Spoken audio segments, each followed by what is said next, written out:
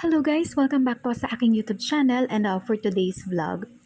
Ang ating kaso naman po ngayon ay tungkol sa isang seaman na may kinakasama pero yung kanyang kinakasama ay kasal pa, legally married pa sa ibang lalaki. And habang itong si Seaman ay may kinakasama, nakapagpundar siya ng maraming ari-arian. Ngayon, kanino nga ba mapupunta ang mga ari-arian na to? Pwede ba niyang mabawi? Lalo na kung yung mga ari-arian na to ay hindi naman nakapangalan sa kanya, kundi sa kanyang kinakasama na may ibang asawa. So, ang case natin ay may GR number 236659 na desisyon na nito noong August 31, 2022. So, ayun nga, si Seaman ay may childhood sweetheart, pero itong kanyang childhood sweetheart ay hindi niya nakatuluyan, nagpakasal ito sa ibang lalaki.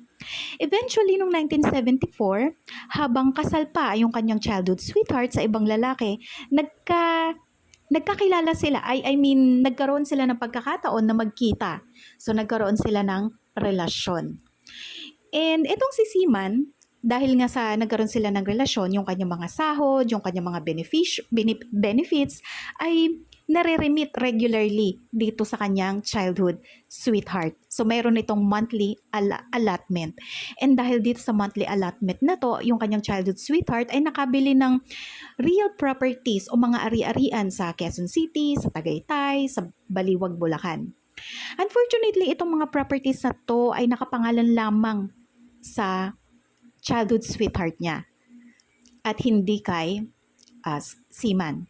Ngayon, nung nag-retire si Seaman noong 1999, nirequest niya sa kanyang childhood sweetheart na magkaroon ng inventory and accounting lang lahat ng kanyang niremit sa kanyang childhood sweetheart. Pati na rin yung mga properties na nabili ng kanyang childhood sweetheart gamit yung kanyang allotment habang sila ay nagsasama pa.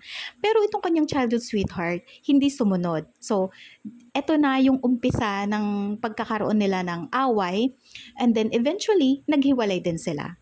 Pagkatapos ngayon ng 10 taon, nagbigay ng demand letter etong si Seafarer sa kanyang childhood sweetheart na nire-request nga niya na magkaroon ng accounting at yung mga property na nabili mula sa remittances niya o allotment niya noong siya ay seaman pa lang, mula 1974 hanggang 1999 ay magkaroon ng inventory.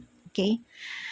Now, dahil hindi pa rin pumapayag etong kanyang childhood sweetheart na hiwalay na nga sila, no? Hiwalay na sila. Hindi pa rin pumapayag sa gusto niyang mangyari, nag-file ngayon sa korte ng petition etong si Seaman para magkaroon ng complete accounting at inventory ng properties and pera na pinapadala niya. And then, eventually, maibalik sa kanya yung dapat na maibalik sa kanya. So, para patunayan na indeed nagbibigay ng remittances itong si Seaman sa kanyang childhood sweetheart, nagpakita siya ng mga deposit slip, nagpakita siya ng passbook from 1974 to 1999, nagpapakita doon na nakapagpadala siya ng $585,000 and 200,000 pesos.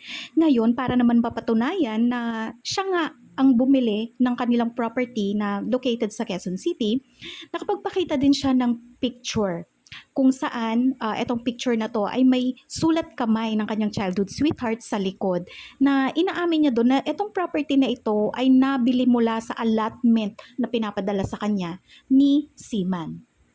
At bilang patunay na nagkaroon nga sila ng relasyon at nagsama nga sila bilang husband and wife, nagpakita siya ng mga pictures na kung saan nagpapakita iyon ng kanilang intimacy sa isa't isa.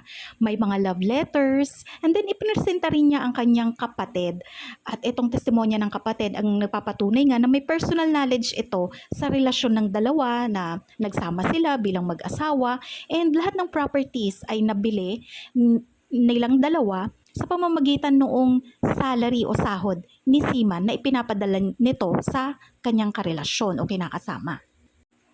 So, ang sabi ng korte, lahat ng ebidensyang ipinakita nito ay sapat para ma-prove yung contribution ni Seaman sa pagbili ng mga properties na ito, at bilang co-owner, yung kanyang petition for accounting, for inventory, and para maibalik sa kanya yung mga real properties na nabili ng kanyang allotment, ng kanyang pera na ipinadala, ay dapat bigyang daan ng korte.